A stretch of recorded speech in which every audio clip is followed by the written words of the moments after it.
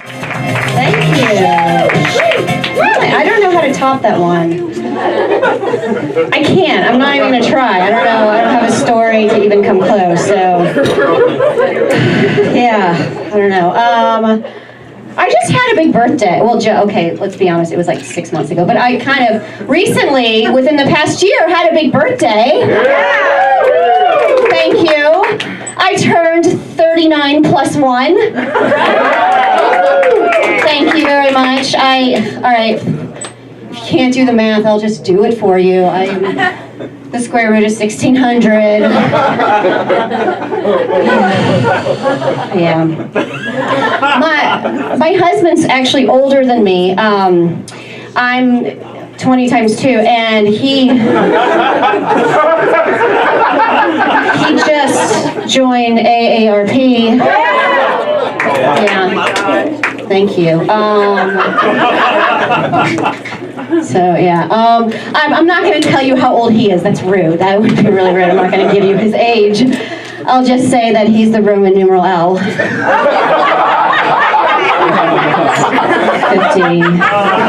Yeah. So he's the cougar in the relationship, except they don't call that a cougar. They just call that a man. Yeah. Everyone says, like 40's a new 30. It's okay, it's cool, 40's a new 30. Yeah, great, that's wonderful, except my ovaries did not get the memo. Nope, I'm trying to tell myself I have farm fresh Whole Foods eggs, but really, they're just expired 5 years ago at Food for Less.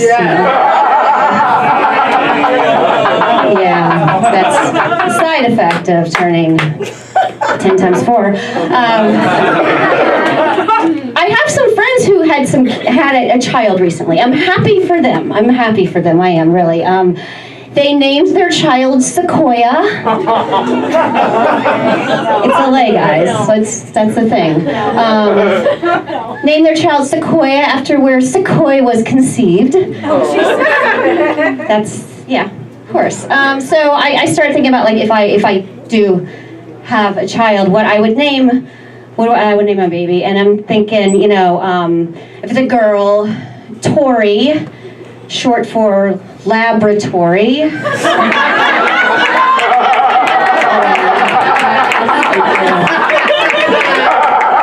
My husband's Italian, so I'm thinking maybe if we go with something that sounds a little Italian-ish, in vitro.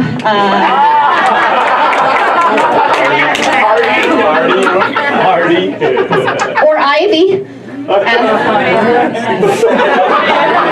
It always takes a minute for people to get that one. Okay. Ivy. Yeah. All right. It is very different raising children these days. It really is. You have to be so politically correct now.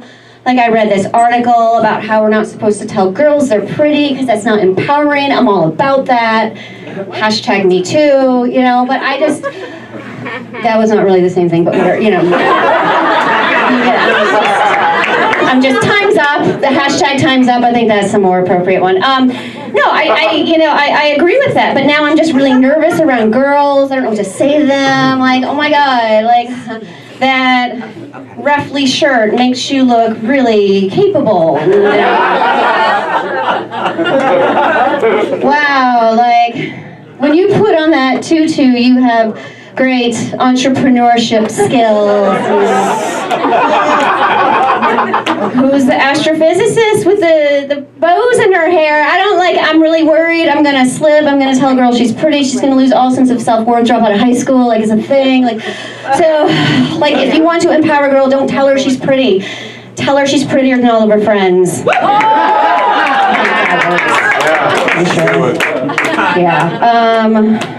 That one, okay, I did that one. Oh, yeah, I have this, I'm sorry, I have to write it down here, I don't remember things.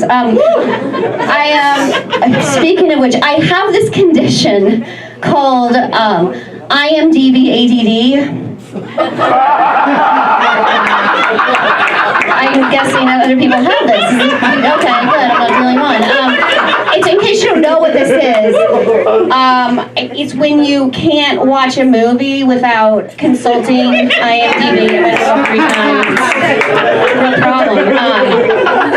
I was just recently watching the movie, it was on TV, $1 Million Baby, which came out in 2004, according to IMDb, 14 years ago. But whatever, it was on recently. And I was watching it, and in case you haven't seen this movie that came out 14 years ago, I'll just tell you, it's about a woman who's a boxer, and she gets like knocked out and paralyzed from the neck down. Hilary Swank plays the woman, of course. And it's like, it was, it's really, I was having a really difficult time watching this, because I just couldn't place what I'd seen her in before, and so I had to like go and consult IMDb, and I'm like, oh my God, she was the next Karate Kid, right? Hilary Swank was the next Karate Kid, which was the female version of the original Karate Kids movies, the first one, and it also had Mr. Miyagi, played by Pat Morita, who was in like the other Karate Kid movies, and that first one was with Elizabeth Shue, who was in Battle of the Sexes just recently with Steve Carell, who was in 40-Year-Old Virgin with Seth Rogen, who was in This Is the End with Jay Baruchel, who was in $1 Million Baby.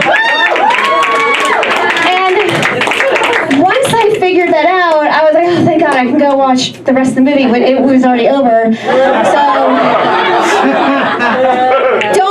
no spoilers, okay? Don't tell me what happened. I'm sure she's fine, right? She's okay. No spoilers. All right.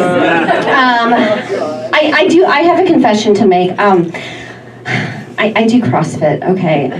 Woo! Thank you. One person in the room does it too, apparently. We're not a cult. Just so we're clear, we're not a cult. We're not, okay? We're culty, but we're not a cult, okay? We're not like Soul Cycle. We don't cycle by candlelight and talk about being warriors, okay? We're just better than everyone else, okay? It's just how we are. My CrossFit friends and I wanted to do something that wasn't working out, so we started a book club. And we read the book Unbroken. I don't know if anyone read that book. It's a true story about Louis Zamperini, World War II pilot. He was shot down over the Pacific Ocean and then survived for like 2 months on a raft in the Pacific fighting off sharks. And then he was captured by the Japanese, lived in a Japanese concentration camp for years and survived it all. Hence the name Unbroken. And and we just talked about in our book club, we talked about how he was such an inspiration. And like if we were in his situation, we would have lasted a lot longer than most people. Because we're CrossFitters. All right, that's my time.